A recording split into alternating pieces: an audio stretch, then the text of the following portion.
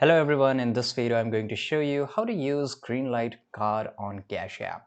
Well, it's very easy thing to do. So first of all, you have to open your Cash App and then you can just open your Cash App. Once you open it, tap on the banking tab, right? So there will be option of banking, which is basically the bank icon at the bottom of the screen. Now tap on add a card or linked accounts option. Since you're adding a card, select add credit card or debit card, right? Depending upon your requirement.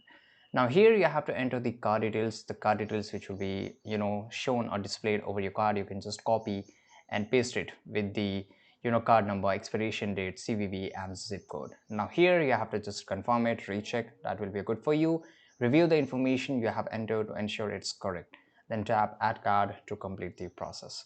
Right, so this is very easy thing to do. Anybody can do this, but if you're still facing this issue, well, here I've just shown you that using your Greenlight card on Cash App, how you can use it. You can use it to send money. So to send it, open the Cash App home screen, enter the amount you want to send, tap pay and select your green card as payment method, right?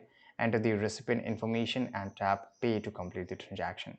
You can use it for purchase it, you can use for the cash out, right? So these are the three major uses.